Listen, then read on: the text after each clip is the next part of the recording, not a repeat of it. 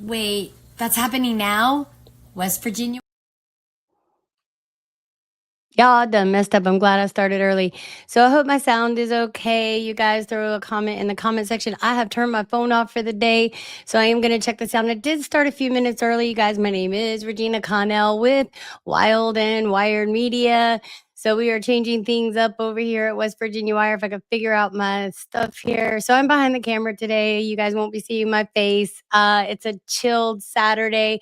So I thought, what better time than to pick back up with Killing Jesus, A History by Bill O'Reilly and Martin Dugard. But before we do that, I was thinking about Charlie Kirk. You know, he's been on my heart. And so I did do a tribute to him some months back. And I have read his book, Stop in the Name of God. Let me put that up on the screen for you guys. If I still have it up here, my gracious.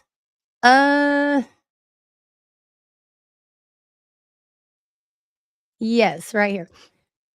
Why isn't it showing? There it is. Stop in the Name of God. So I have read it, and he speaks heavily on the Sabbath and honoring the Sabbath and all of that. It was a great book. It was very repetitious, which, you know, I kind of like. I like the power of repetition. So you guys, I hope my sound is good while I check that. I'm going to go ahead and play the video, just the intro part, the first part of it. And we miss you, Charlie Kirk. And so we have you lifted in your family in prayer, you guys. And then I'm going to play some music from an artist that I'm very inspired by. He's right here on the X platform. His name is Unconfined. And I'm going to show you guys that right now. And he's on Apple Music. He's on YouTube. He's everywhere. And I really like his affirmation posts that he does, his little videos. I do subscribe to him. And he's just a good guy. I mean, I've never met him in person or anything like that, but from, you know, you can kind of tell things, discernment, whatever. So this is Mr. Unconfined, and we're going to listen to a song that he recently released. He's always putting music out, and I like his music. I like his videos. So without further ado, let's play that song from Unconfined. I was going to make y'all guess who it was, but I'm not going to do that to y'all. So we'll go ahead and listen to that song. Then we'll watch the snippet of the video that I put together for Mr. Charlie Kirk, back when all of that happened. So I think I have sound while we're doing all that, listening to Mr. Unconfined. I'm going to be checking sound. Remember, my phone is off, so I'm going to have to check in other ways. So without further ado, let's get started. I've got him over here.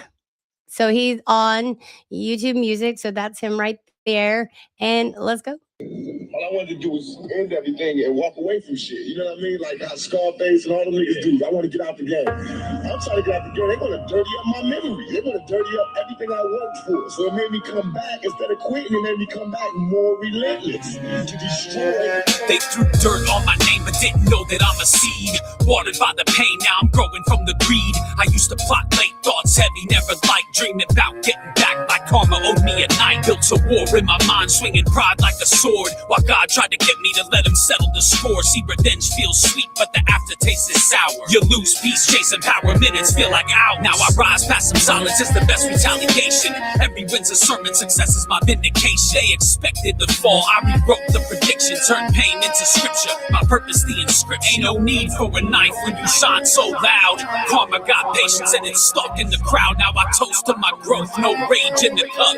God don't miss shots, so I let him hit him up. I used to want payback, now I pray they see me winning. Used to plot revenge, now it's peace that got me grinning. Every scar that they gave me turned into something golden. Now my soul's too free to ever stay beholden. They love to hate in silence, I love out with no permission. God handles violence, I just focus on the vision. Ain't no getting even, I'm too even with the grace. Every dub I take is karma, smiling in their face. They crossed me clean, left scars under my sleeve. Had me praying for revenge before I prayed to believe. But every time I plotted, blessings slipped through my grip. You can't sail to heaven with resentment on the ship. I was drowning in anger or betrayal like fashion, till I learned that forgiveness gotta hide your reaction. The ones wishing my fall barely stand where they stood. When you rooted in peace, even storms do you good. Now I stay moving in silence, my winds do the talking. The tables turn easy, I ain't even start walking. Hate ages quick, love is timeless and fluid. They rot in revenge while I'm growing right through. Every scar that they gave turned my faith into proof. You can't fight God's plan, no matter what's the truth? Let them slander, let them whisper, let them envy and unwind. Revenge ain't mine to take, God's justice is divine. I used to want payback, now I pray they see me winning. Used to plot revenge, now it's peace.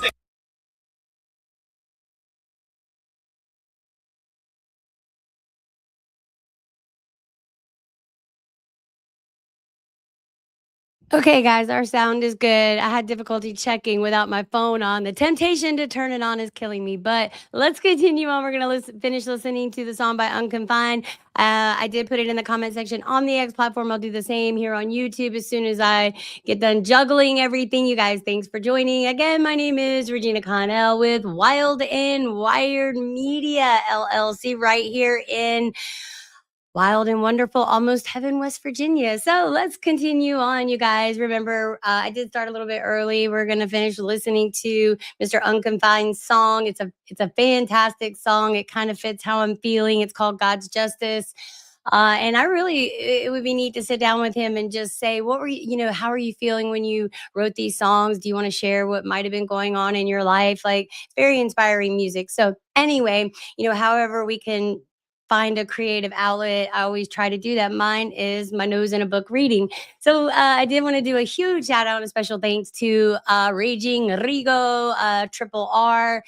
He does pop-up spaces, and he's every Monday, Wednesday, and Friday, 1 p.m. Eastern Standard Time, 11 a.m. Pacific, and all that's subject to change, you guys. I'll show you all that information later. Okay, so we're reading Killing Jesus, A History by Bill O'Reilly and Martin Dugard. This is a secular book. It's not a religious book. So the faith is optional, you guys. So without further ado, let's finish listening to this song. Then we'll play the snippet of the video honoring Charlie Kirk, and then we'll jump right in. We're going to start. We got part of the way through chapter 17, so we're going to pick up where I believe we left off.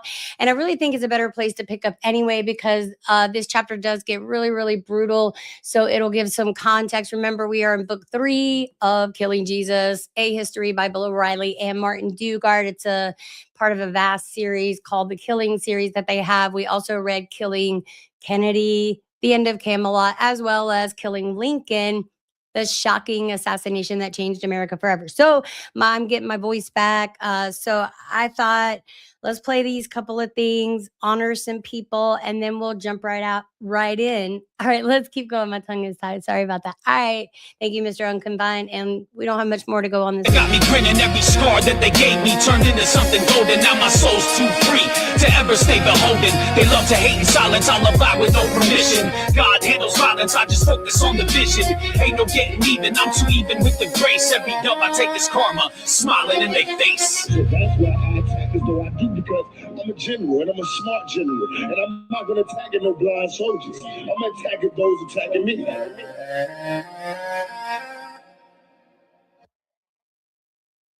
All right, guys, great song. Let's go on over to, and I'm not going to play the whole video. Like I said, I'm just going to play the intro, probably through the song. I'll probably get, hey, we can't monetize you. And I'm okay with that.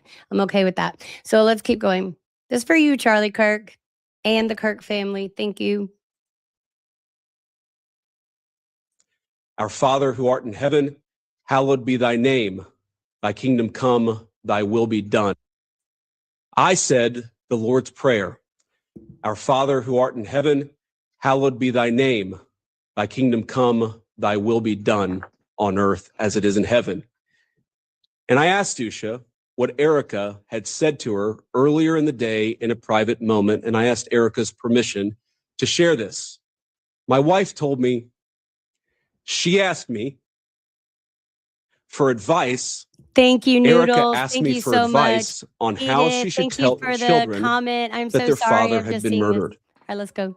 Thank you for commenting. Thank you. Fears got me living with the lights out, chained down like a prisoner in my own house. Shame cycles like a deadly medication. I try, but I can't change my situation. Cause that liar comes to rob my joy. Yeah, I'm bruised, but I'm not destroyed. I'm rising like an army, and you're gonna hear the sound. I'm cold at the angels down. We're storming the gates of hell. Tell the devil he don't own my soul. I'm taking back what the enemy stole. I'm raising the battle cry. I'm holding the the banner high with the power of the Holy Ghost. I'm taking back what the enemy stole. You can't speak your lies over my family now. You can't break the promises that I'm standing on. Ain't got a flex to put you back in your place now. My name is all I gotta say. Jesus, I'm calling the angels down. I'm storming the gates of hell. Tell the devil he don't own my soul. He don't own my soul. I'm taking back what the enemy stole. I'm raising the battle cry. I'm raising up, holding the banner high. I'm holding with the power of the Holy Ghost. Holy Ghost. I'm taking back what the enemy stole. You guys, this is the way I honor that family. And, some of you may be asking, oh, why aren't you why aren't you speaking up, speaking out, posting about Candace Owens and, the whole Erica Kirk situation? This is my response. When we do that, we forget about Charlie's legacy. And I believe that's all Erica Kirk is trying to do is uphold his legacy. We are not in her shoes. And I'm not in Candace Owens' shoes either. I definitely wouldn't want to be. I don't understand her actions. But anyway, this isn't about them. This is about Jesus, which is the message I believe that Charlie Kirk was trying to spread to the world. And I do believe he gave everyone a voice. So anyway, that's all I have to say about that. Noodles, thank you so much for coming through and commenting. I do love Jesus as well. And the hearts, yeah, I mean, call me a Jesus freak, whatever. So let's finish watching this. And then we're going to jump back in and finish out chapter 7 of Killing Jesus, A History. It's a very fascinating book. And I'll tell you another fascinating book we're jumping back into chronologically is the Christian Holy Bible. You guys, we have included non-canonical books in that, and recently it was the Book of Enoch. So you guys, thanks for joining. My name is Regina Connell with Wild and Wired Media, formerly known as West Virginia Wire. We are still in West Virginia, and have no plans nor intentions of leaving. Okay, let's continue on, and then we'll get started back into the book. We're almost done too, guys. We only have 21 chapters.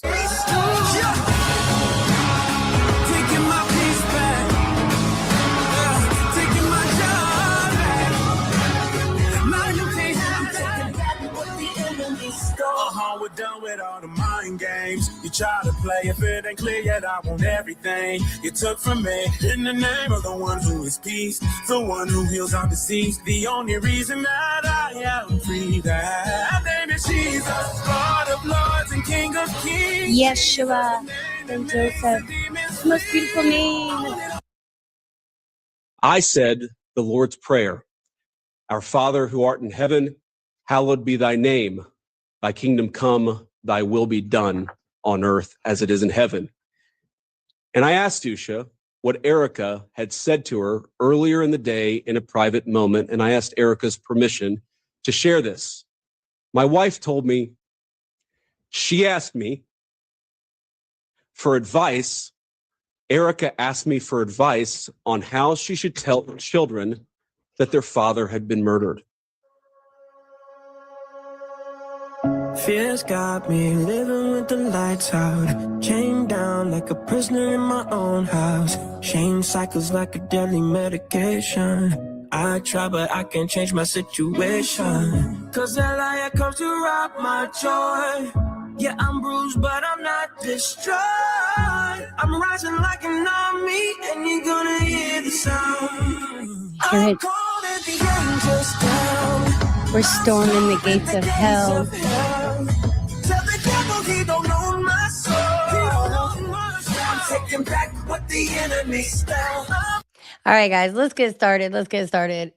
So we are reading Killing Jesus. I am behind the camera today. I will not be showing my face. I will be pinning your comments once I pop my head up and stuff like that. I believe that X, formerly known as Twitter, has been experiencing some issues. I keep getting error messages every time I go live, not directly from the application, but from the StreamYard. So you guys, let's jump in. So remember, Jesus has been arrested. He's now being sharply questioned, interrogated, whatever. And remember, all this is against the law, on both laws, Jewish law, Roman law, all of it. So they're kind of passing Jesus around because none of them, want to take the ultimate fault or have the ultimate responsibility of saying that they were the ones who sentenced Jesus to his death. So we're going to learn more about that. Remember, this is a secular book, not a religious book. This book is by Bill O'Reilly and Martin Dugard. It is called Killing Jesus, A History. So you guys, this is non-religious. Faith is optional. So our faith is in Jesus Christ. We are followers of the way.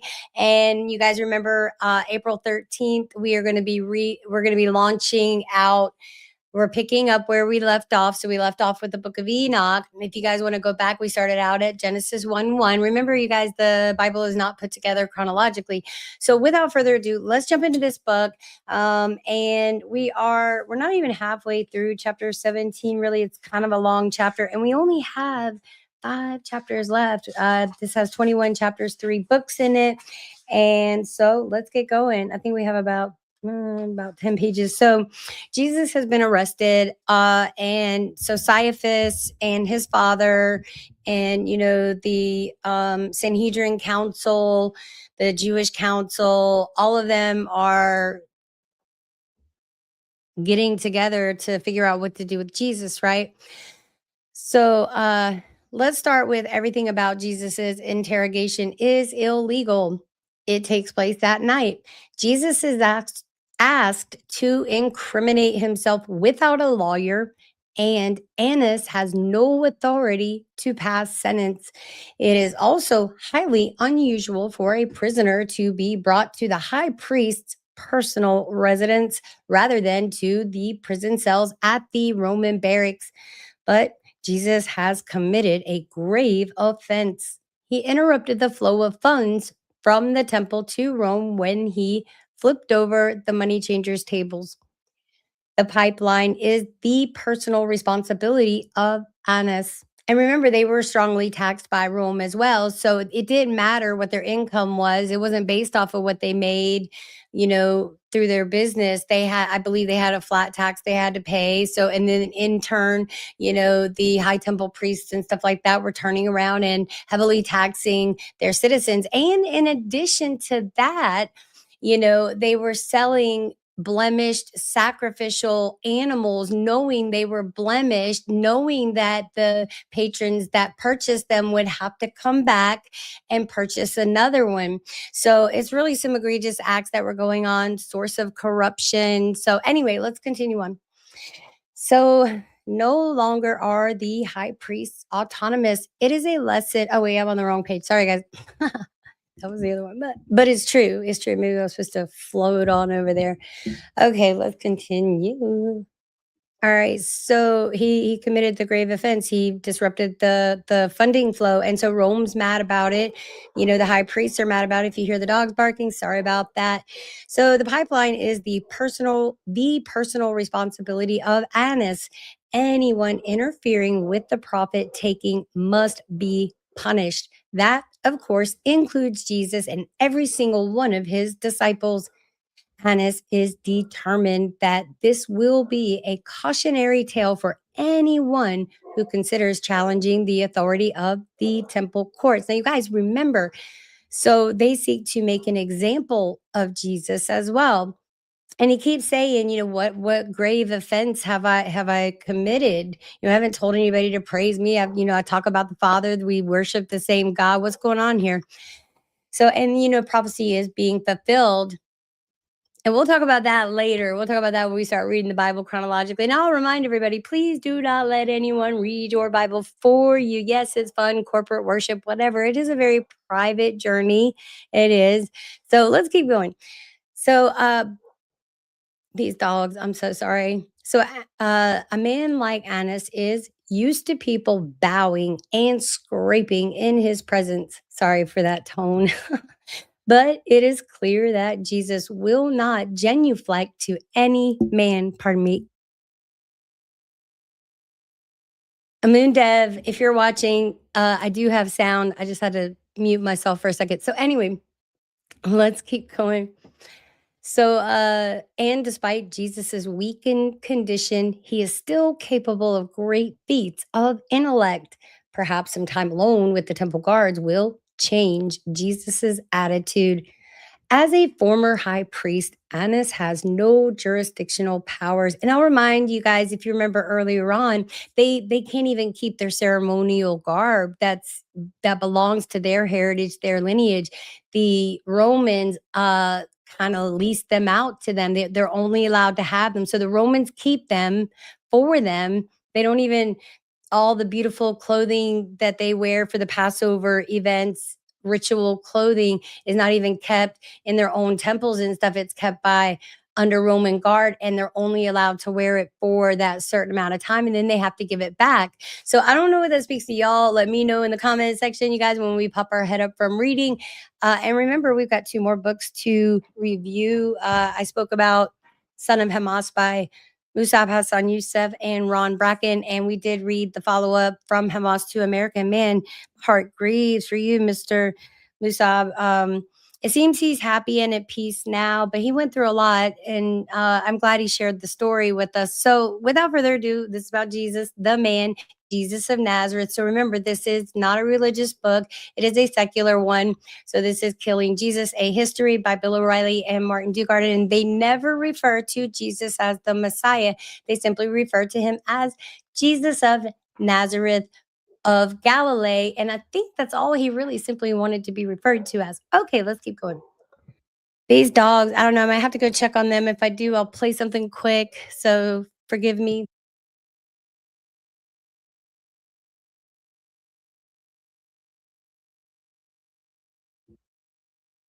Okay, guys. So, they're trying to figure out what to do with Jesus. So now they're going to use an intimidation tactic.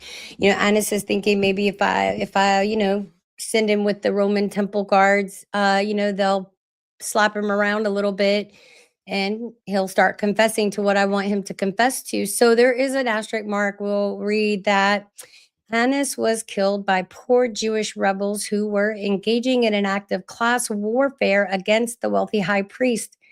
The historian Josephus wrote that Ananus was, quote, butchered in the heart of Jerusalem, end quote. He goes on to claim that this was one of the key events that eventually led to the temple's destruction by the Romans. And I do remember we did read this, and sorry, my chair is bumping up against the microphone stand. So I do remember us reading this last time when I started chapter 17 and I had to cut it off kind of short. We had a very chaotic house. My voice was not fully in order, and it still isn't, but I'm working on that. And this is a good way of practicing. It's supposed to be a pretty day, about 60 degrees. So I'm going to run outside. You guys, I'll remind you, any of you that have my personal information, my phone is off today. I will get back to you guys. Know I'm pretty on top of my DMs and requests and stuff like that. So here we go. So, wow, this is so crazy. Let's see. Yeah, he cannot pass sentence. Oh, wait, we left off with. Oh, yeah. Perhaps some time alone with the temple guards will change Jesus's attitude.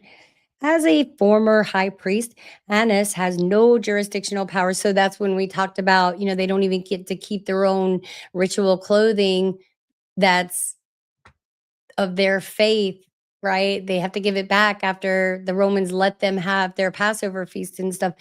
So he cannot pass sentence, particularly in matters concerning sedition or insurrection, for that power belongs solely to Rome.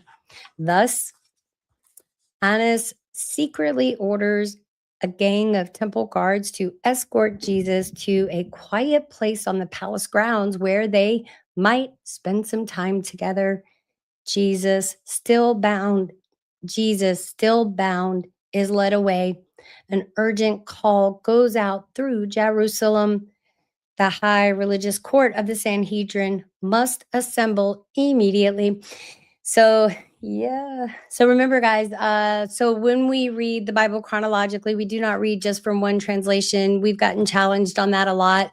We do read from 3 translations. The first one being the NIV, New International Version. That's Rusty's choice of reading. And so the published date on that was 1966. So I don't know how that speaks to you. If you guys ever read the intro and, when something was published, how it got published, why it was updated, translated, it's very interesting, some of the things that you will find. So 1966 published date on that. So then we read the King James Version. I prefer that one simply because it's very poetic and all of that. So the published date on that, 1611.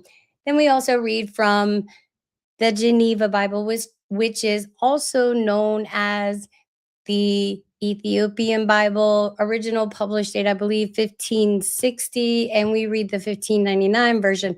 So, with that said, the King James Version is translated from Greek. And then, the Ethiopian, the Geneva Bible is translated from Sanhedrin, and that's important. And I always say, look for the similarities, not the difference. All right, let's keep going. So, yeah, he's ordered.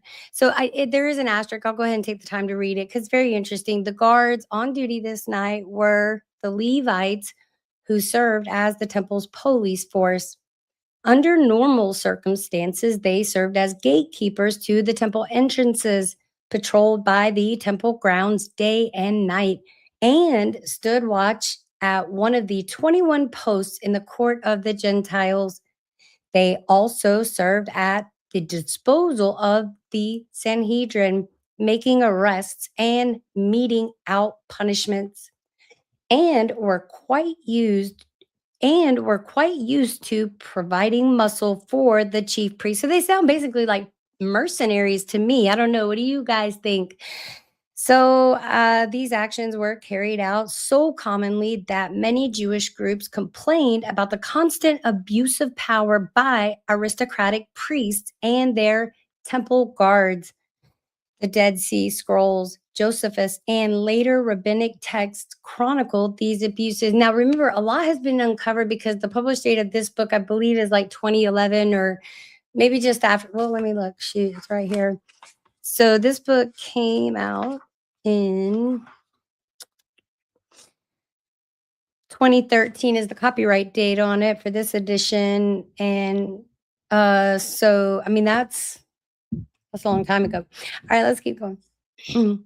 So while Jesus still bound is led away, an urgent call goes out through Jerusalem. The high religious court of the Sanhedrin must assemble immediately. Jesus cannot see. The night is dark, and the blindfold covering his eyes shuts even the minimal light of the small fires. So sorry. I think the mailman might be here or something. Wow. These dogs. You guys. I'm so sorry. I'm so sorry. So I told you I was lounging around today. Let me see if they quiet down. I think the neighbors might be coming in and out. If not, I'll do something, play something until they be quiet. I think I hear. Oh dear. Sorry.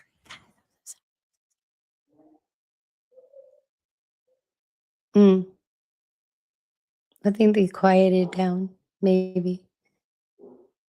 Check my sound real quick. Testing, testing, testing, testing. Oh, testing. Let's see.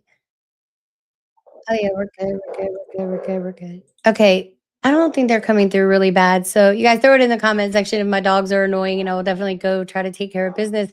I do need to get through this chapter because I do have to take them outside. You guys, thanks for joining. My name is Regina Connell with Wild and Wired Media. We're so glad to have you. We're just chilling on a Saturday. I don't Wait, that's a minute. I didn't mean to do that. So I've kind of gotten away from, reading books word for word. That's how I kind of started when I started the YouTube channel. We are right in the middle of rebranding. So hang tight with us. You guys, I've got more content coming. So let's go. So, wow, this is hard to read. Disclaimer, very graphic and all of that. Okay, let me put this back up here so you guys know what we're doing. Here. So when the world goes mad, Regina reads, and today we are finishing out chapter 7 of Killing Jesus, A History. So let's get going. So Jesus cannot see. The night is dark, and the blindfold covering his eyes shut out even the minimal light of the small fires. And remember, they went into great detail about, John the Baptist's prison. It was like in Iraq. It was horrible. And I just can't even imagine what he probably looked like. No exposure to light. They never let him out. Anyway, let's keep going. So, but he can hear extremely well, and the words directed at him are clearly meant to break his spirit. Prophecy. A temple guard calls out scornfully. Jesus is staggered by another hard punch. Who hit you? The guard mocks. Fists and kicks come from all sides. There is no escape and no respite. Who hit you? The guards call out again and again, landing more blows. Who hit you? Who hit you? The beating goes on for hours until the temple guards become too tired to continue their savage game. By the time Jesus is led back into Annas' home, sorry guys, I don't know why they do this to me. Hold on.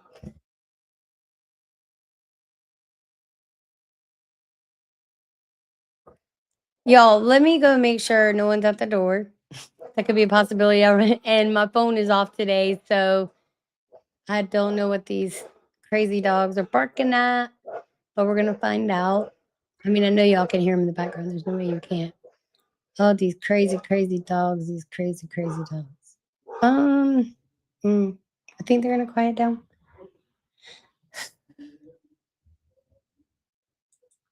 Okay, so it must have just been a car going by. Sorry about that, guys.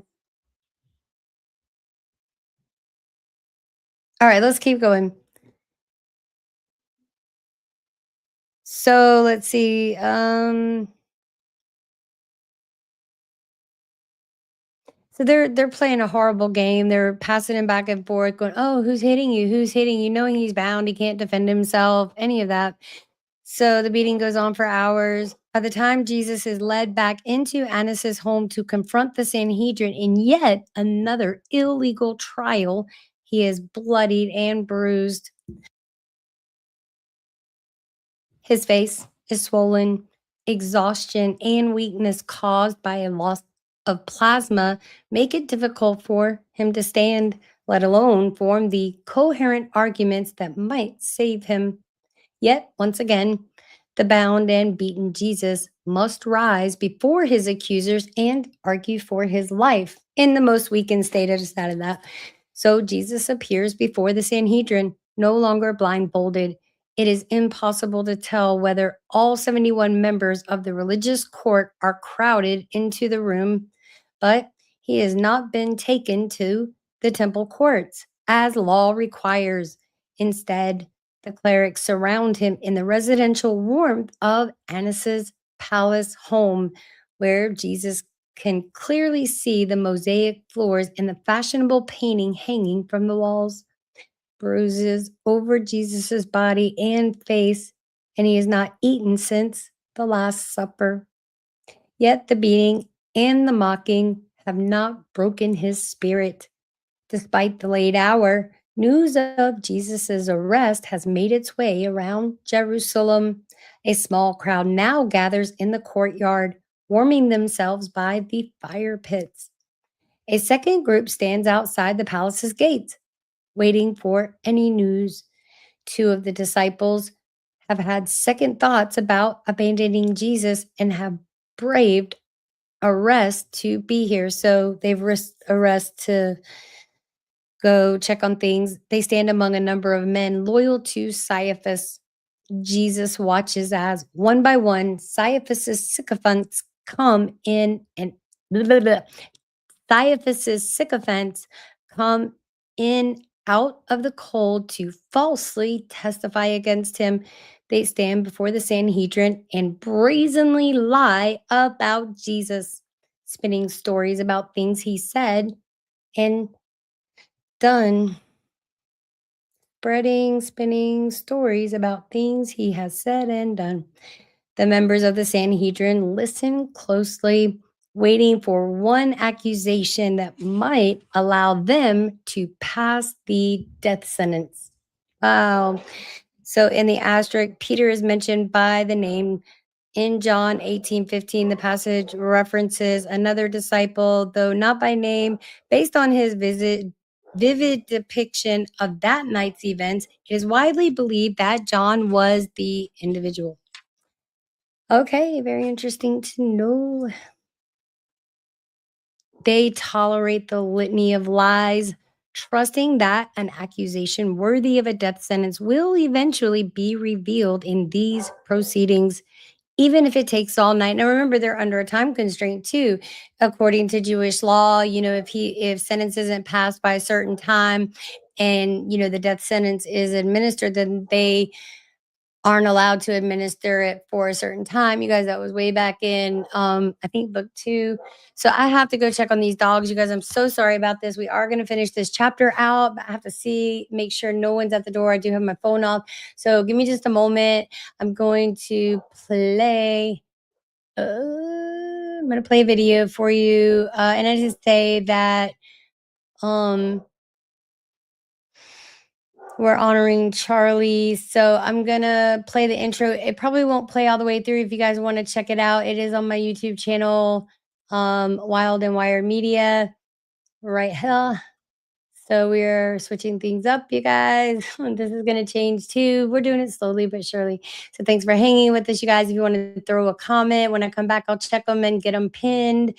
If you have a channel yourself, let us know. We'll give you a huge shout out. Give everybody a shout out. All right, guys, let's keep going. Back this up. I said the Lord's Prayer. Our Father I'll be who art back, in guys. heaven, hallowed be thy name. Thy kingdom come, thy will be done on earth as it is in heaven. And I asked Usha what Erica had said to her earlier in the day in a private moment, and I asked Erica's permission to share this. My wife told me, she asked me for advice. Erica asked me for advice on how she should tell children that their father had been murdered. Fears got me living with the lights out, chained down like a prisoner in my own house. Shame cycles like a deadly medication. I try but I can't change my situation, cause that liar comes to rob my joy. Yeah, I'm bruised but I'm not destroyed. I'm rising like an army and you're gonna hear the sound. I'm calling the angels down. We're storming the gates of hell. Tell the devil he don't own my soul. I'm taking back what the enemy stole. I'm raising the battle cry. I'm holding the banner high. With the power of the Holy Ghost, I'm taking back what the enemy stole. You can't speak your lies over my family now. You can't break the promises that I'm standing on. Ain't got a flex to put you back in your place now. One name is all I gotta say. Jesus, I'm calling the angels down. Okay, guys. You guys, I have to take these hound dogs out. I'm going to let this play as long as I come back in. I'll come back in. You guys, I am behind the camera today, but I will flash it real quick. I'm a real person. How you guys doing? So I got to take the dogs out, those stupid old dogs. So bear with me. We're going to finish chapter 17 of Killing Jesus. And thank you all for coming through. If you want to drop a comment, I'll get it pinned as soon as I come back. Let me take this off because this always drives me nuts. And this layout, I'm gonna have to really work with this StreamYard layout. It's driving me nuts because, oh, 1 minute, I can't see anything. Here we go. Gotta fix it. Okay. All right. Yes, that's much better. Okay, guys, bear with me. We're gonna finish playing this video. Well, not finish it, if I can get the layout right. Yeah, we're not going to finish playing it, but we're going to play it as far as we can. I got to take the dogs out and then we'll be right back. You guys, thanks for joining. My name is Regina Connell with Wild and Wired Media. And when the world goes mad, Regina reads. Today we are reading Killing Jesus, chapter 17. A history. This is a secular book, not a religious one. So they never refer to Jesus as the Messiah. It's by Bill O'Reilly and Martin Dugard and part of a vast series. Okay, guys, I'm going to stop rambling on so we can get back to this book. I hope you enjoy this video, and let's go. In the gates of hell, tell the devil he don't own my soul. He don't own my soul. I'm taking back what the enemy stole. I'm raising the battle cry. I'm raising up, holding the banner high. I'm holding with the power of the Holy Ghost. Holy Ghost. I'm taking back what the enemy stole. Taking my peace back. Taking my job back. I said the Lord's Prayer. Our Father who art in heaven, hallowed be thy name. Thy kingdom come, thy will be done on earth as it is in heaven. And I asked Usha what Erica had said to her earlier in the day in a private moment, and I asked Erica's permission to share this. My wife told me, she asked me for advice. Erica asked me for advice on how she should tell her children that their father had been murdered. Fears got me living with the lights out, chained down like a prisoner in my own house. Shame cycles like a deadly medication. I try, but I can't change my situation. Cause that liar comes to rob my joy. Yeah, I'm bruised, but I'm not destroyed. I'm rising like an army, and you're gonna hear the sound. I'm calling the angels down. We're storming the gates of hell. Tell the devil he don't own my soul. I'm taking back what the enemy stole. I'm raising the battle cry. I'm holding the banner high. With the power of the Holy Ghost, I'm taking back what the enemy stole. You can't speak your lies over my family now. You can't break the promises that I'm standing on. Ain't got a flex to put you back in your place now. My name is all I gotta say. Jesus, I'm calling the angels down. I'm storming the gates of hell. Tell the devil he don't own my soul. He don't own my soul. I'm taking back what the enemy stole. I'm raising the battle cry. I'm raising up, holding the banner high. I'm holding with the power of the Holy Ghost. Holy Ghost. I'm taking back what the enemy stole. Taking my peace back. Taking my job back. Now you can't have it. I'm taking back what the enemy stole. We're done with all the mind games. You try to play, if it ain't clear yet, I want everything you took from me. In the name of the one who is peace, the one who heals our disease, the only reason that I am free, that name is Jesus, Lord of lords and King of kings. Yeshua and Joseph. The most beautiful name. Charlie Kirk. It's for you, man. I'm storming the gates of hell. Tell the devil he don't own my soul. I'm taking back what the enemy stays in the battle cry. I'm raising up, holding the banner. Now, I have heard many calls in the last few days for unity and for healing in the wake of Charlie's assassination. You have no idea how desperately I want that, how gratified I was when Democratic friends and even former Senate colleagues reached out to offer their condolences to me. I'm so thankful. And I know there are so many like them all across our great country. I am desperate to wrap my arms around them as we all unite to condemn political violence and the ideas that cause it. Psalm 133 tells us, "Behold how good and how pleasant it is for brethren to dwell together in unity. It is like the precious ointment upon the head." Oh, how badly have I craved that precious ointment in recent days, and I believe we can have it. But first, we must tell the truth. Yes. It's the only way to honor Charlie. For what was he, if not a man who told the truth in every place, in every environment? Honor. Now, the most important truth Charlie told is this: that long ago a man, begotten, not made, came down from heaven, and by the Holy Spirit was incarnate of the Virgin Mary and became man. For our sake, he was crucified under Pontius Pilate and suffered death and was buried and rose again on the third day. Charlie believed, as I do, that all the truth he told flowed from that fundamental principle. I mean, I think you're going to probably start talking about how there's higher enlistment numbers. Yeah, not only that. So recruitment in the military is up majorly. Thank you, Pete Hegseth. He's doing a pretty good job. Number Thank two, you, Pete.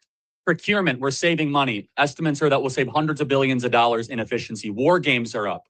The amount of war games we're doing in the Southeast Pacific has increased by 30%. This is a military town here in San Diego. They have a massive increase in people wanting to join the Navy, want to join the military. That wasn't happening under Biden. Morale is actually 30 points higher now that Pete Hegseth, a warfighter's warfighter, is running the U.S. military. We have a complete difference. We're never going to agree on that. Not agree, but and prove the evidence. What is one number that is worse with the U.S. military now that Pete Hegseth's in control? The numbers that you're talking about are numbers that I actually actively do not care about, because I think that we have an overly powerful military, and I think too much of our money goes to the military. I know, but like, tell me one thing he's done, like numerically, like empirically, judge his performance, right? What is one thing that you could say, wow, the Pentagon is in a worst place because of Pete Hegseth? I would say his inconsistent foreign policy, where he backs on statements depending on whether or not Donald Trump has heard them or not. Like in the beginning, we were talking about what happened with Ukraine and Russia. Like they've had disagreements already within the first couple months of the administration. What? But first of all, the president is the commander in chief, so he executes the running of the military. I'm just saying that he's the operationals manager. I right? understand that. And so when you want a military, you have recruitment going up, you have war games going up, you have morale going up. You have, by the way, how about this? Do you agree that physical fitness standards for men and women should be the same in the U.S. military? Yes. Pete Hegseth is to thank for that. He has brought physical fitness standards to be the same for men and women. Lloyd Austin didn't do that. Mark Milley didn't do that. Do you also agree that we should not have transgender pronoun type policing of our military members on the front lines of combat? See, the thing is Pete Hegseth has gotten rid of all that. But I'm saying you're trying to make a contention that he's not qualified. Okay. The military is in a much better place thanks to him only after 100 days, man. And that is the weakest example of all the ones that you have in the cabinet. You didn't address Rubio, you didn't address Noem, you didn't address Bessent, you didn't address Lutnick, you didn't address Bobby Kennedy, you didn't address all these people. So I have to ask you a question. I can continue addressing people. But every one of these departments is in a substantially and an empirically better place than it was. Okay, including the Department of Education that's been completely defunded, and somebody who literally... I'm so glad it's being defunded. Okay, I get that you are, but guess what? Most Americans aren't, and that's the reality. Wrong.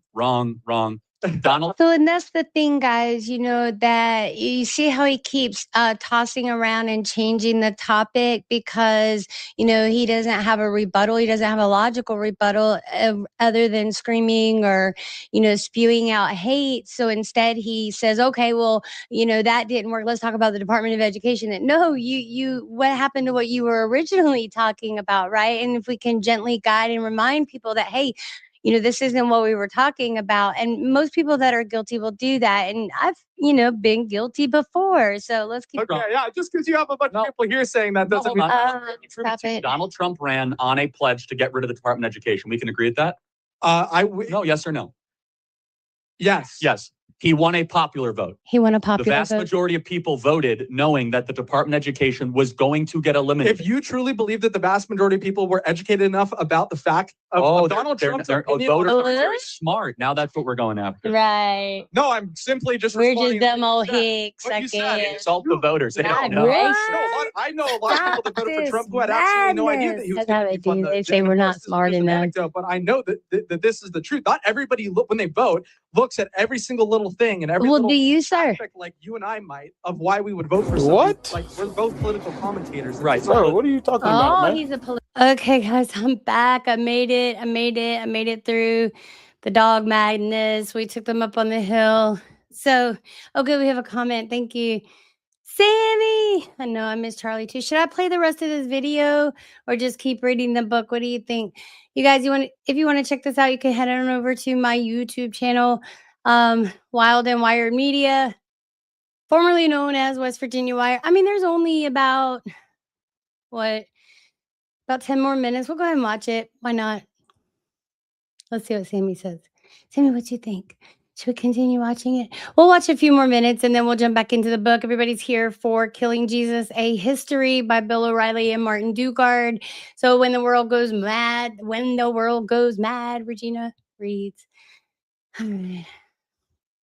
And I did want to do a huge shout out to Spare Parts Universe, guy. I want you to see my face. I'm looking all crazy right now, but nobody shit on you, man. You know you can call me anytime, right? And I think you're a good dude. I don't know what's going on. And the only way we will know is if we come to the table. And I'm always willing to come to the table with you. And I believe that Sparico is as well.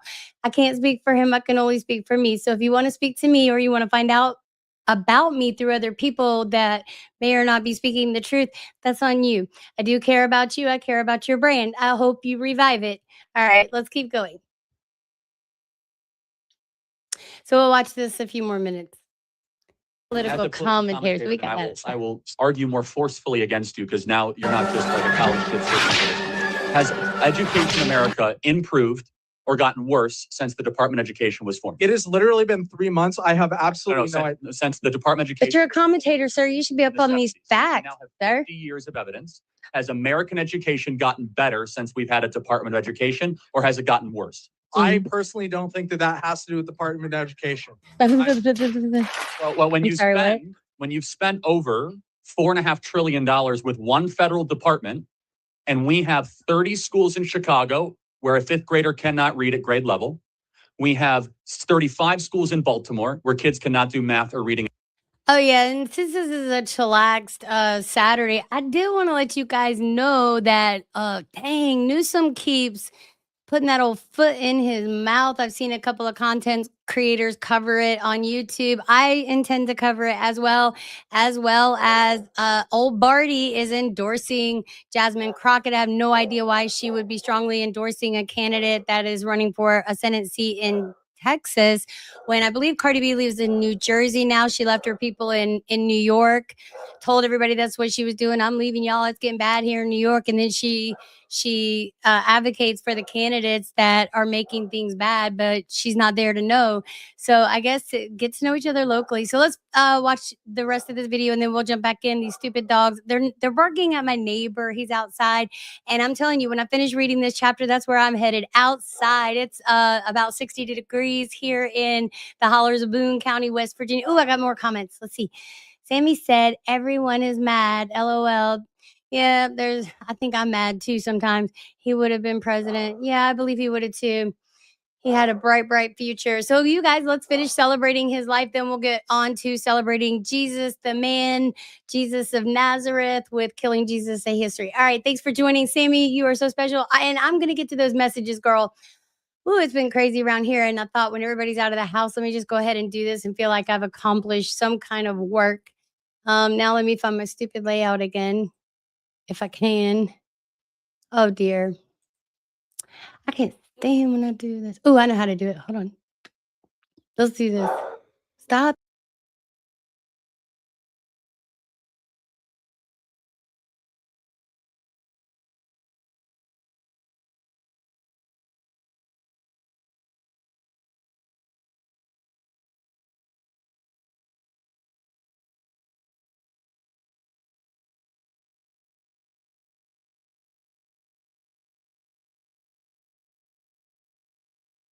At grade level. Mm. We cannot find a single school, not a single school in downtown Detroit, where by the time they graduate high school in the heavily black areas, that they're proficient in reading or math. The nitty gritty of what I wanted to talk with Stephen about, there's a lot of questions about the investigation, where we are in the investigation. I want to be respectful to the FBI's process, but just know that we are on top of this, and the entire administration is trying to do as much as possible to find everything that we can about what led to this, about how we got here, and of course, ultimately, how an assassin took Charlie's life. I wanted to zoom out with Stephen a little bit and talk about all of the ways that we're trying to figure out how to prevent this festering violence that you see on the far left from becoming even more and more mainstream. And before I do that, Stephen, I want to do this with every guest because you're a friend of Charlie's. And one of the things I'm hoping that people get out of this is an understanding for the kind of guy that Charlie was, who he was. And so before I talk to you about what we're doing to try to prevent something like this from happening again, maybe you could just talk about why you love Charlie. I've known Charlie for 10 years. He was a treasured friend. And, it's going to sound, he made you believe more in yourself, is the best way I could put that. Right. He was your biggest cheerleader. He would, if I was working on a hard project, an important executive order, a major new initiative, he would give me the strength and the focus to get it done. That's right. He was everybody's supporter, enthusiast, cheerleader, promoter. He made all of us better every single day. The memory that I keep turning to is not a single memory. It's a period of a couple months after we won the election. And Charlie was in the campaign or the transition office every single day. And from dawn till dusk, volunteering his time to get into the weeds, the nitty-gritty of government. And he was so damn excited. I mean, it really hurts to think about it.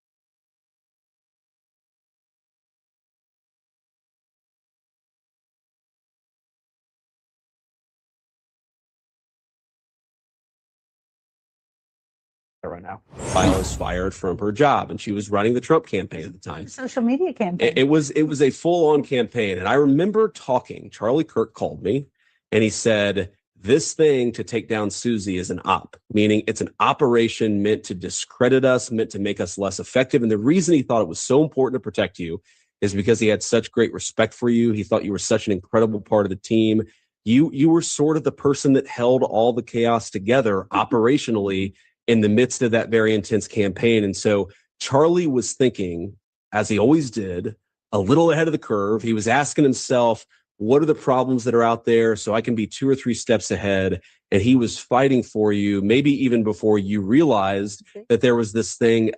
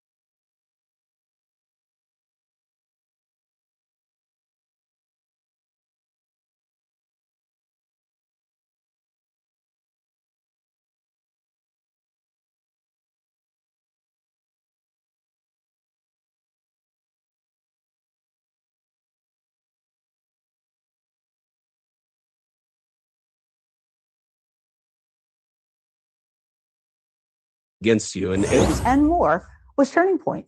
He had an army of good people who were motivated and passionate, and they delivered 110%.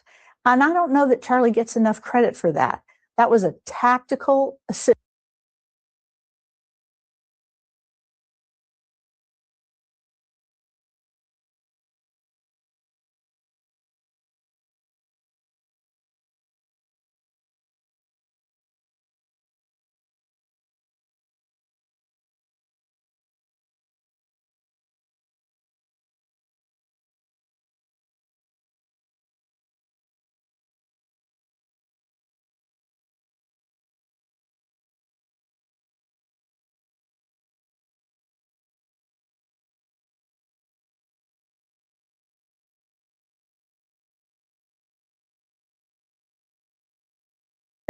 To the campaign. We didn't have to pay for it. We didn't have to think about it. We didn't have to follow up after him. It was an immeasurable help. And most of those canvassers were some of the same young people that voted for the president and convinced their families. Yeah. So in many ways, it was really a pivotal effort. What's something that you wish people knew about Charlie that they don't if they just watch his clips on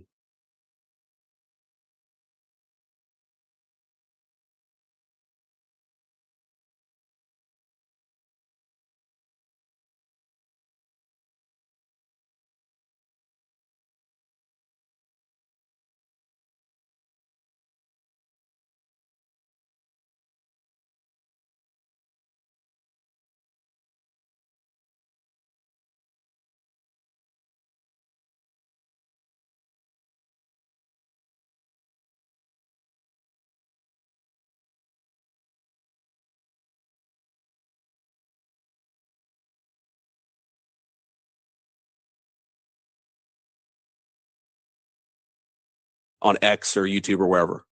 Charlie, what you see is what you get. And I think that was true even from my first interactions with him on the 2020 presidential campaign. We would always be doing these fundraisers. Don Jr., Kimberly Guilfoyle, who was the Trump Victory Fight Chair, would host these big fundraising events. Charlie was always the first one to show up. And we would do these team events where we make calls all day. And you'd always want Charlie on your team. Team event. The guy would get there first, make as many calls, and he was the best fundraiser that we had. But, you know, we have not just the privilege of being Charlie's friend, but seeing what he's built through Turning Point. And it became personal to me when my sister, who we're from California, and, you know, is trying to find her way politically, and said, you know, I want to get involved. And we have the benefit of, we can go to any event, any rally, any intimate setting. And I said, you know what, there's the young women's event that he hosts in Dallas. I said, how about we go to Dallas? And one of the reasons why Charlie's events, I think, have been so successful, and why this organization has been so successful, is he makes these events approachable to the person that hasn't done politics before, hasn't been engaged, but is curious and thinks maybe something is going wrong with the country, maybe that there's a way to get involved that's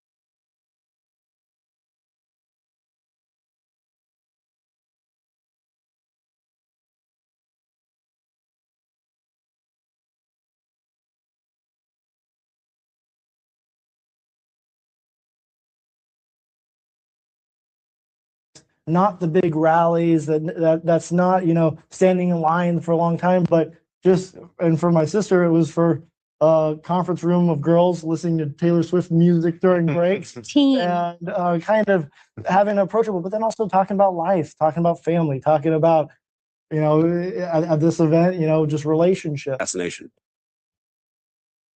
To put things in perspective, there are, I guess, currently 900 official chapters of Turning Point on college campuses. And that's, when you get at about 900, 920, give or take, kids graduate, you got to kind of rebuild a few chapters. That's about what you're going to get to. And we have 1,200. Wow. It's our big new 1,200. initiative. We're really proud.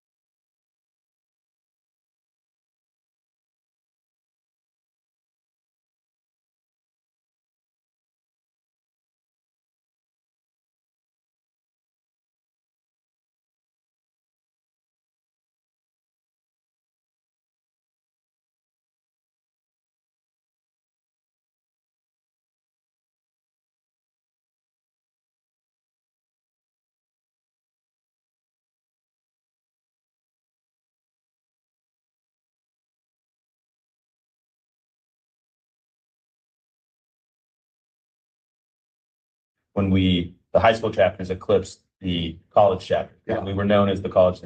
And so there's about 23,000 high schools in America, 24,000.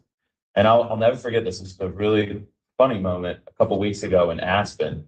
And Charlie was like, we are going to have a Club America, which is the high school brand, on all. Thank God they fixed that sound. All at 23,000. He didn't know the number. This is actually part of the story. We're going to have it on every high school campus in America. And the team is going, oh yeah. And Charlie goes, we're going to have 35,000 high school chapters. And, he just threw out this big, stretch goal, and, we're like, oh, Charlie, and the whole team's freaking out because that's a huge lift. And, and he goes,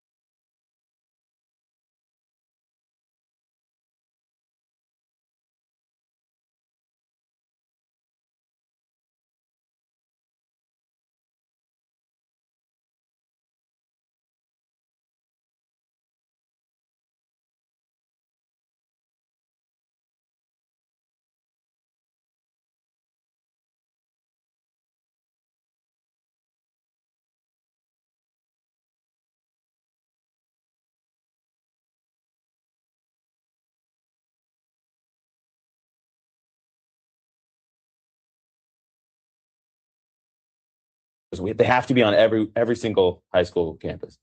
And then I'm sitting next to him, I look at it and I Google it, and it's like, there's 23,000 high schools in America, Charlie. He goes, oh, okay, 23,000. We're going to be on every single one. And then the team got him eventually to say, well, okay, the big stretch goal is 10,000 million views or something.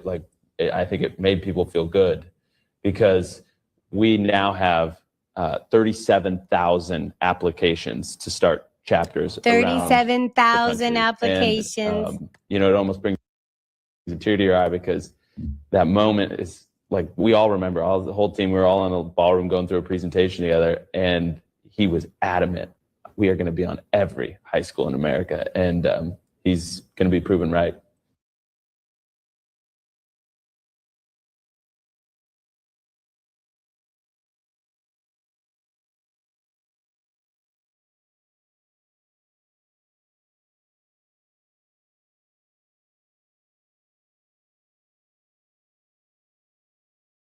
Oh gosh, guys, I was off stage. You probably didn't hear a word I said. No worries. So it's probably a good thing I was off stage. So you guys, we're gonna finish out with "Killing Jesus: A History" by Bill O'Reilly and Martin Dugard. If I can ever get my affairs in order, I am behind the camera today. Thank you for joining. Here we go. So we're picking up. Jesus has been arrested, has been beaten, falsely interrogated, and wasn't even taken to a facility. He was taken to the high priest Caiaphas's father, I think father's temple, or sorry, palace, his palace. So they tolerate the litany of lies, trusting that an accusation worthy of a death sentence will eventually be revealed in these proceedings, even if it takes all night.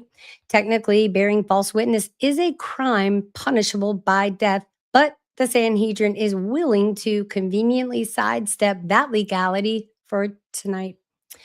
Throughout the process, Jesus says nothing. Then comes the accusation for which the Sanhedrin is waiting. This fellow, swear 2 men loyal to Caiaphas, said, I am able to destroy the temple of God and rebuild it in 3 days. Caiaphas has been sitting, but now he suddenly rises and advances towards Jesus. To Caiaphas's utter fury, Jesus does not contest this allegation. One look at the Nazarene, and it is clear that his will should have been broken hours ago. The dried blood, the residue of spittle, the hematomas, and the swelling. Yet Jesus is placid and ever defiant. Are you not going to answer? Caiaphas demands with indignation. What is this testimony that these men are bringing against you? Jesus remains silent. He can see the question forming on Caiaphas's lips. It is the query to which everyone in the room wants an answer. Indeed, it is the one question that hundreds of thousands here in Jerusalem also want answered. But even as Jesus anticipates what Caiaphas is about to ask next, he also realizes that there is no proper response. His death is imminent, no matter what he says. I charge you under oath, fumes Caiaphas, by the living God. Tell us if you are the Christ, the Son of God. Silence. Outside, the first birds of morning are stirring. So now remember, they kept him up all night, beat him, passed him around. Conversations can be heard from beyond the courtroom.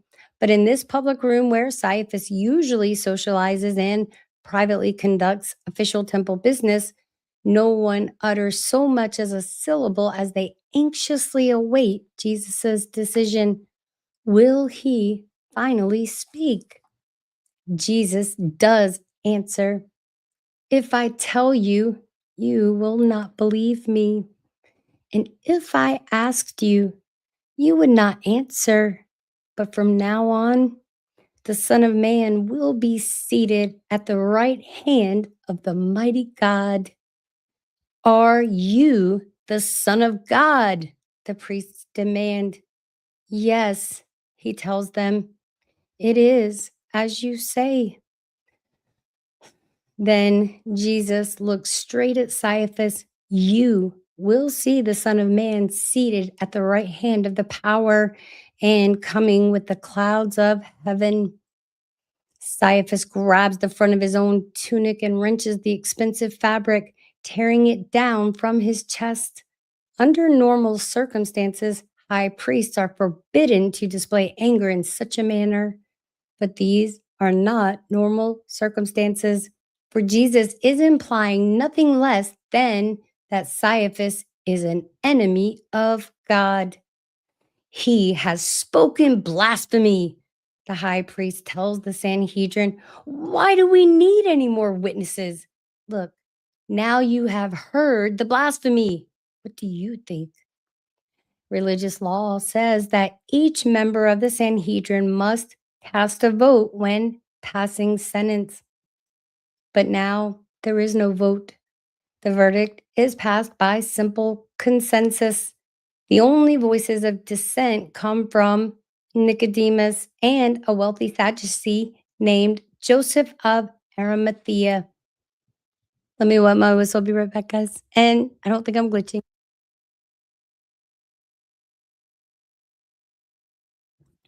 All right, guys, moving right along. So they've, I mean, it's the highest crime, and so they're going to convict him of blasphemy, and then the Sanhedrin. Remember, it was the Sanhedrin council that ultimately sentenced Jesus to death for the crime of blasphemy.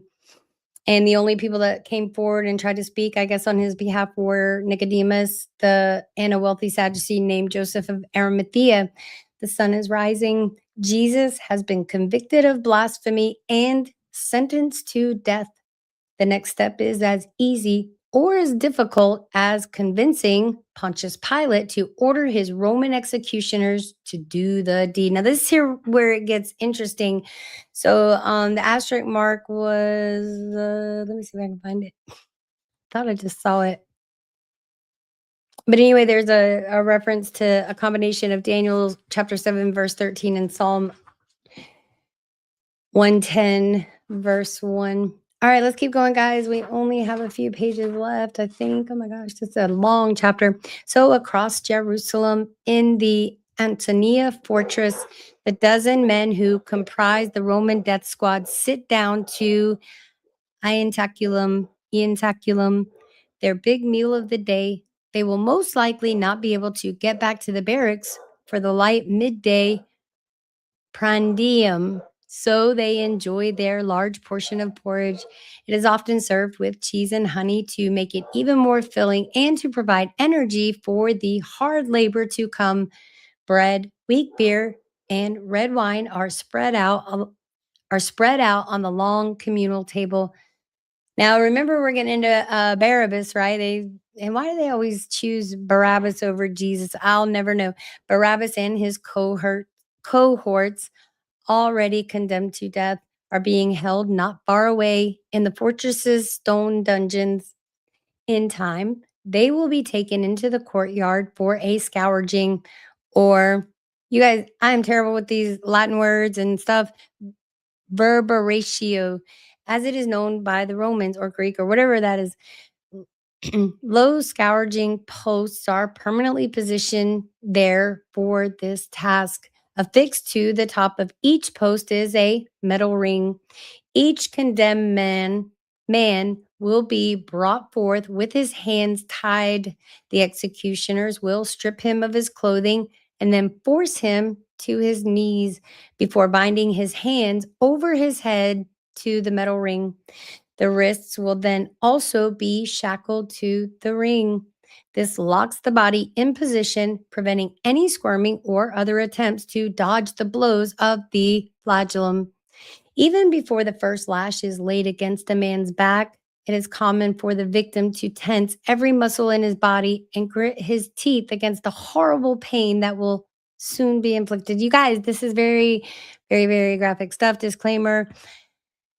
I'm sorry. You guys, we are on YouTube. So this is a book by Bill O'Reilly and Martin Dugard. It is very graphic. I do have the age set to 18 and above because, we talk about some real stuff. And it's not my decision what parents choose or choose not to let their children watch or consume.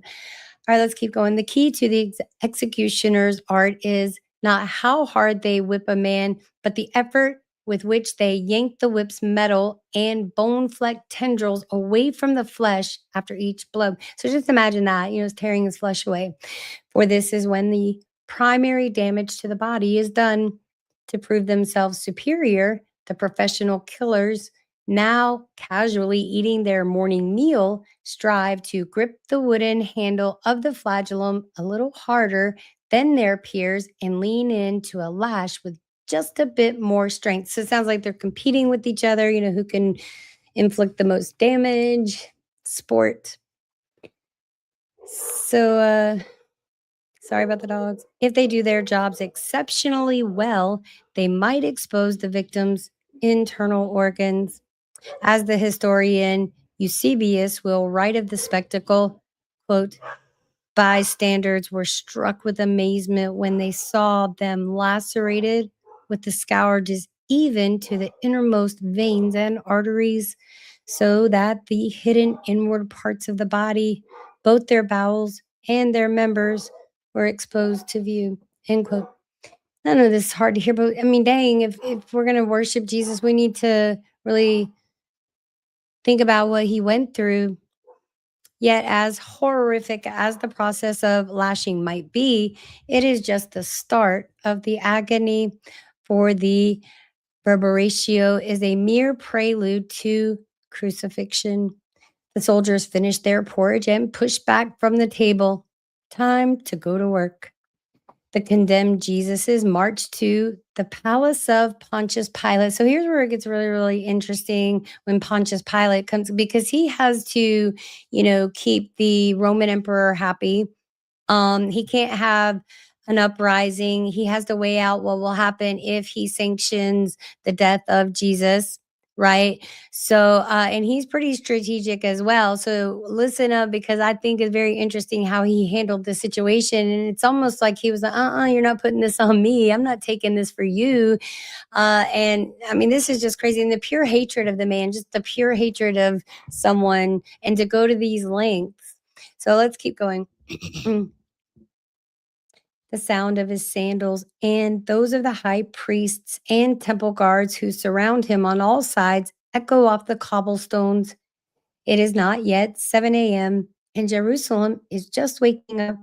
The path takes Jesus past the small, it's barracks. Let's see. I'm not even going to attempt the word.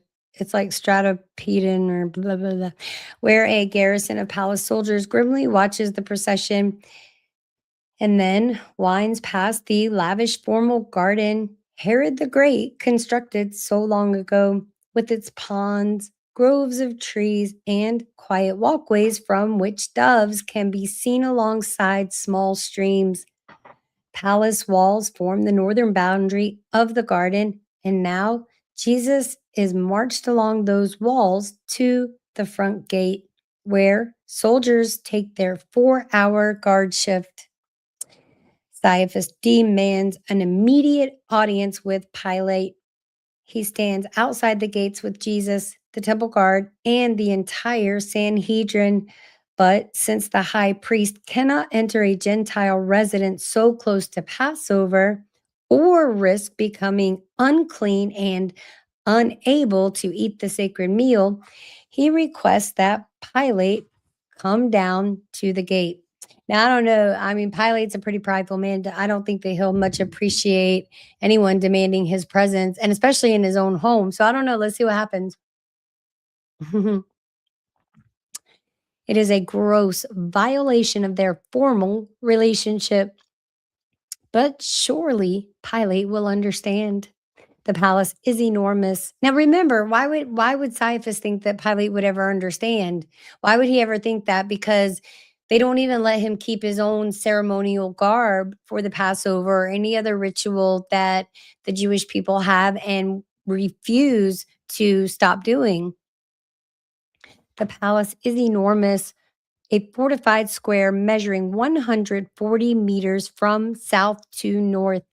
It consists of 2 lavish wings, one named the Caesareum and the other Agrippium. Towers rise at intervals along its walls, and columned courtyards provide an open space. At the south end, just on the other side of the palace walls, is a special courtyard known as the Praetorium, where pronouncements, trials, and other public gatherings can take place. So it takes a while to get word to Pilate, and for the prefect. Let me start this over. Sorry, guys. Hold on one second. Forgive me. So it takes a while to get word to Pilate, and for the prefect to dress and make his way down to the gate. He could not have been pleased to be faced with the sight of temple guards, lavishly dressed priests, and a prisoner who was clearly in advanced state of physical suffering. What charges are you bringing against this man? Pilate asks gruffly.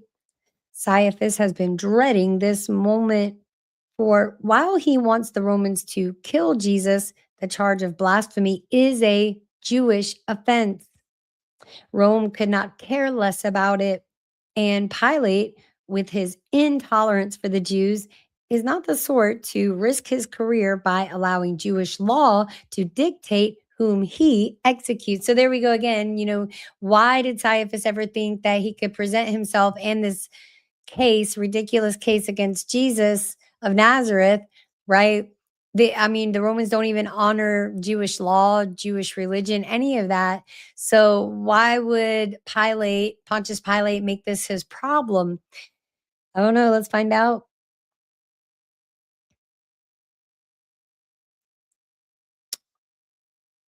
If he were not a criminal, would we have handed him over to you? Caiaphas replies, avoiding the question. Pilate is not easily swayed. Take him yourselves and judge him by your own law. But we have no right to execute anyone, Caiaphas responds. I find no basis for a charge against this man, Pilate replies. Another of the priests speaks up. He stirs up people all over Judea by his teaching. He started in Galilee and has come all the way here. He's a Galilean? Pilate demands. In this simple question, he sees a way out of this mess. The Sanhedrin is clearly luring him into a political trap. But if Jesus is a Galilean, this matter is better suited for Herod Antipas. And y'all remember what happened? They just executed John the Baptist. The Sanhedrin Council gave the go ahead for the arrest of Jesus. They slapped him around, beat him up. Then they took him to Pontius Pilate, a Roman official that they are subservient to. For whatever reason, they thought that Pontius Pilate might say, yeah, let's do this, which would not bode well for him with the powers that be of the Roman Empire. And remember, he was seeking to advance politically himself. So he had to find a way out of this situation. And he wasn't going to be the one to bow down to any kind of Jewish law. They had no evidence of him breaking any type of Roman law, just their suspicion that he was inciting some sort of, violence, whatever. All right, let's continue on. So, so now he finds out that Jesus is Galilean. Let me do something real quick. I want to check my sound. I'm always freaking out about my sound. One moment.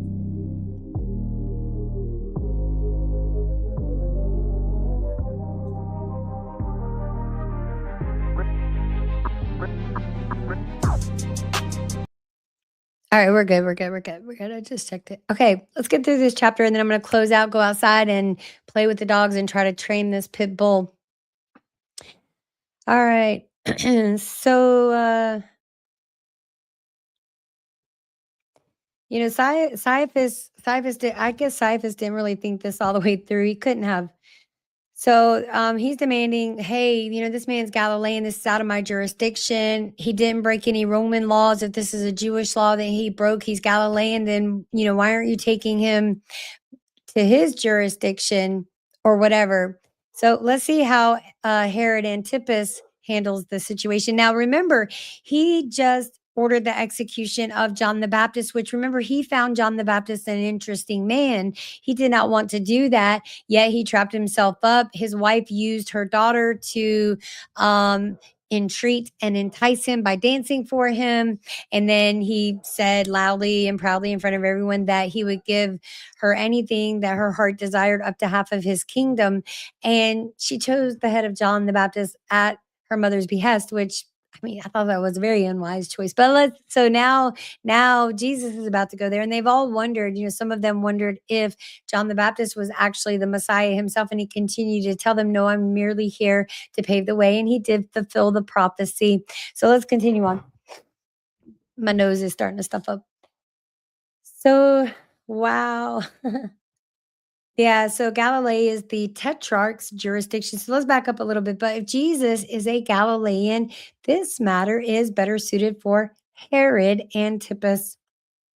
Galilee is the tetrarch's jurisdiction, and Antipas is staying in a palace just a few blocks away. So they're all in town for the festivals and all of that. Hold on. Pilate refuses to accept custody of Jesus. He dismisses the entire gathering and orders Jesus to be bound over to Antipas. Once again, Jesus is marched through the early dawn streets of Upper Jerusalem.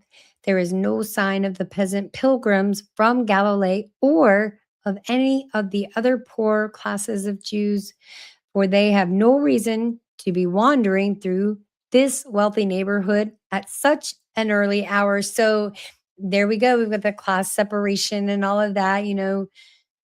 Slaves can be seen sweeping the porches of their masters' homes, while inside the wealthy take their morning meal. But if Pilate thinks he has escaped from Caiaphas's snare, he is wrong. For soon the entire temple group, including Jesus, returns. Herod Antipas was most delighted to finally meet the Nazarene and spent a short time taking the measure of him. The tetrarch even requested a miracle for his personal amusement. Antipas has no fear of Caiaphas or the high priests, for they have no power over him. So even as they launched volley after volley of accusation about Jesus, hoping to swing the tetrarchs over to their side, Antipas refused to listen. Getting pulled into a power struggle between the temple and Rome is most unwise. Besides, he is still haunted by the death of John the Baptist and the predictions by many that it will bring down his kingdom. The last thing Antipas needs is the blood of another holy man on his hands. Even though Jesus refused to perform a miracle, Antipas saw no reason to condemn him to death. He let his soldiers have their fun, allowing them to taunt the Nazarene and ridicule him by questioning his royalty before placing an old military mantle on the prisoner's shoulders. It was purple, the color of kings. Now, once again, Pilate stands at his palace gates debating what to do about Jesus. He has underestimated Antipas, forgetting that the tetrarch was raised in a household where treachery and guile were as routine as breathing. Strangely, Pilate sees Antipas's decision as a quiet show of solidarity with him. For Antipas, a Jew, has clearly chosen to back Rome instead of the temple priests. Pilate and Antipas were enemies until now, but they will count each other as friends from this day forward. But Pilate must still deal with the wily Caiaphas, who has been coached in palace intrigue by Annas and again stands before him. So he's like, oh man, would this problem ever go away? I can't deal with this right now, man. I'm trying to move forward. This is a thorn in my side. He thought he'd be slick and pass it off to Herod Antipas, and Herod Antipas had a nice conversation, of course, mocked Jesus and all of that, but he didn't want the blood of, like they said in their words, another holy man on his hands. One moment, please. All right, guys, we're almost done with this. So, wow, Pilate is running out of options. Clearly, he cannot order the Jews to release Jesus, for that would be interfering in their religious law. And Emperor Tiberius has made it quite clear that Roman governors cannot do this. One moment, dogs.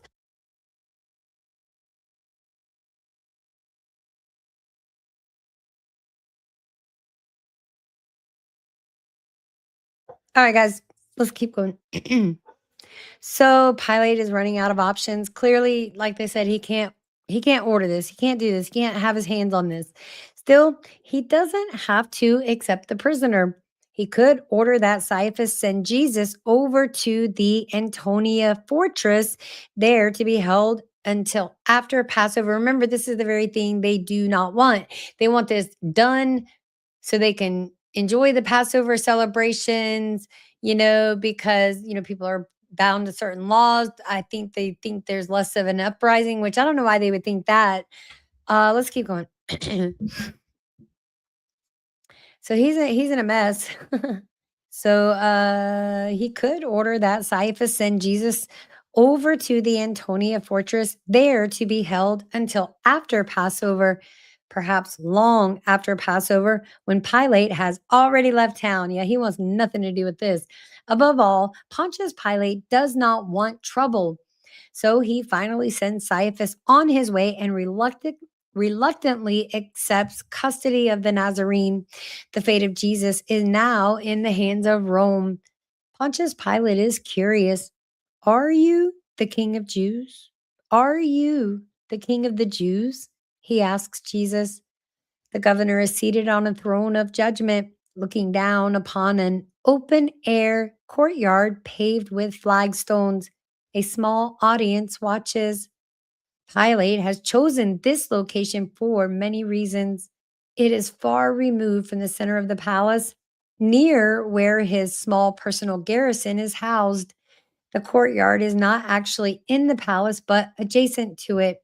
Its unique architecture allows Pilate to address his subjects from an elevated position while also providing him a private entrance where he can come and go, and where prisoners such as Jesus can be led out and tried, then quietly walk back to the prison cells. Another advantage to the location at the outer edge of the palace grounds is that it's not actually inside the residence, and so Jews are permitted to enter on the eve of Passover. Hence, the presence of temple priests and Caiaphas's disciples who are carefully monitoring the proceedings for their leader. Oh, that's the heater. Sorry if you guys hear a white noise in the back. All right, so where did we leave off? They are there to ensure that the sentence passed by Caiaphas and the Pharisees is carried out. Is that your own idea, or did others talk to you about me? Jesus asks in return. Am I a Jew? Pilate asks. It was your people and your chief priests who handed you over to me. What is it you have done? My kingdom is not of this world. If it were, my servants would fight to prevent my arrests, but now my kingdom is from another place. You are a king, then, says an amused Pilate. This is good news for the governor, for by declaring himself to be sovereign, Jesus has now committed a crime against Rome and the emperor. He is now a serious threat to public order. Whatever happens next can now be justified. So it can be justified in the Roman court of law, because he said that he's a king, not of this world. He's pronouncing himself sovereign. And remember, the Romans at this time, they ruled with an absolute power. They allowed no dissent in any of the regions, and the history shows that they had conquered 3/4 of the known world at that time. Wow, wow, wow. So you are right in saying I am a king. In fact, for this reason, I am born, and for this reason, I came into the world to testify to the truth. Everyone on the side of the truth listens to me, Jesus responds. What is truth? Pilate asks, now fascinated by Jesus. But if the Roman was expecting an answer to that question, he is disappointed as Jesus stands mute. Pilate knows that preaching is not a crime. unless rebellion against Rome is a theme of that preaching. But any dissension from the powerful Sanhedrin will not help Pilate with Tiberius. So he turns his attention from Jesus to the disciples of the Jewish temple who fill the courtyard. From his lofty perch, he can look at from his lofty perch, he can look down upon the group, measuring their reaction.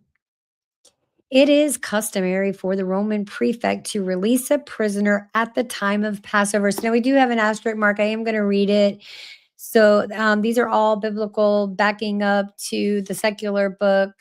So it is quoted in scripture: Matthew chapter 27, verse 15, Mark chapter 15, verse 6, Luke chapter 23, verse 17, and John chapter 18, verse 39. So let's keep it moving. So it is customary for the Roman prefect to release a prisoner at the time of Passover. So now this is where we go back to, they always choose Barabbas over Jesus. We're about to find out who Barabbas is. If you know who Barabbas is, put it in the comment section. I just looked up. Jesus never died. He moved on. I agree. I could not agree with you more. That's beautiful. Thank you for commenting, Adam. Thanks for coming through. All right, let me clear my whistle and let me take a sip and then we'll keep going.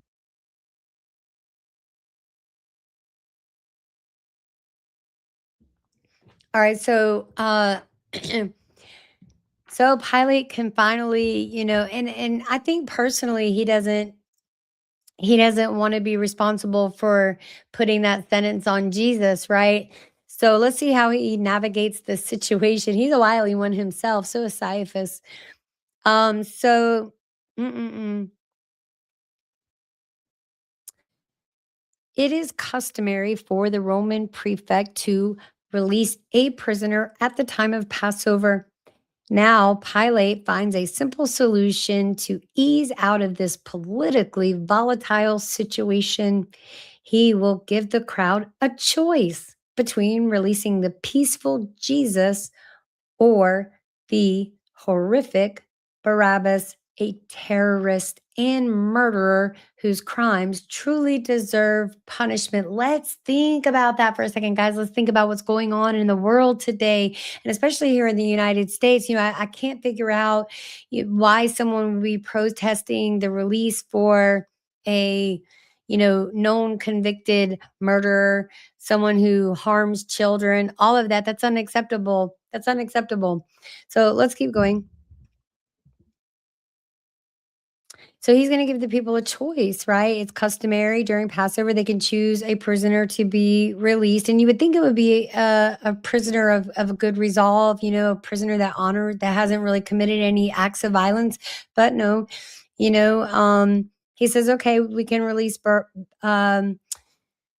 now Pilate finds a simple solution to ease out of this politically volatile situation. He will give the crowd a choice between releasing the peaceful Jesus or the horrific Barabbas, a terrorist and murderer whose crimes truly deserve punishment.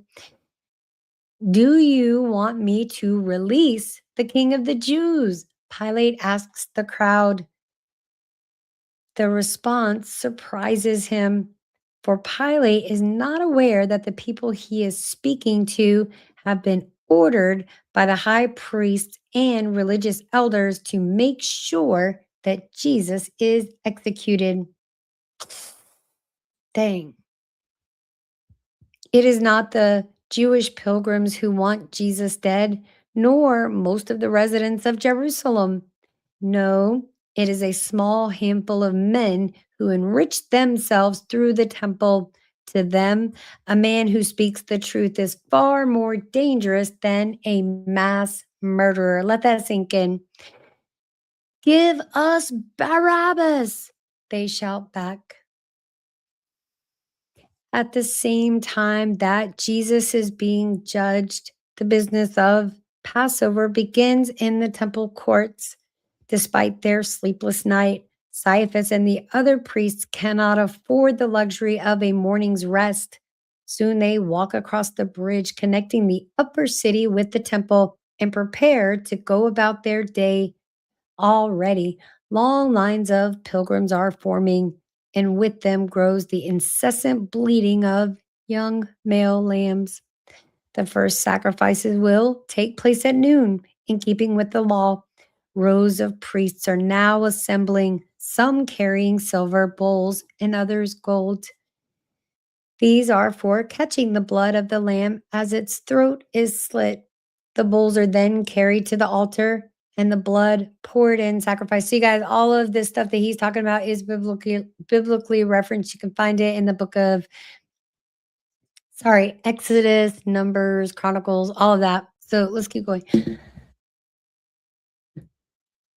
A Levite choir is gathering as well, along with men who will honor this great day with blasts from their silver trumpets.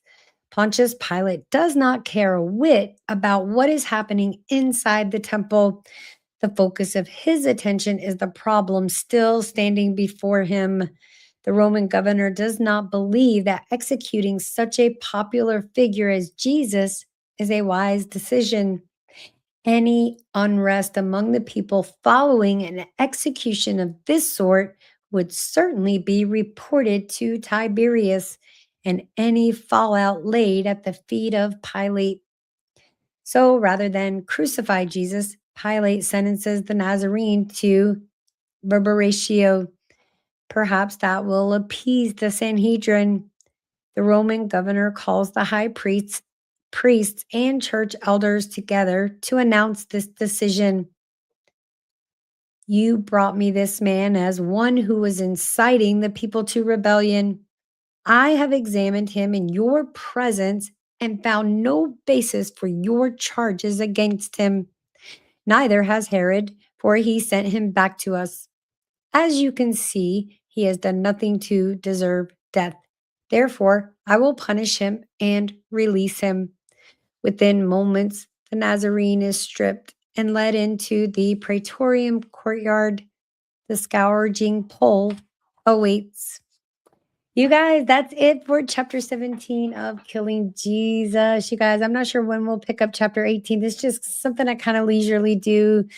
I usually do it exclusively on the X platform. Today, I thought hold on a second.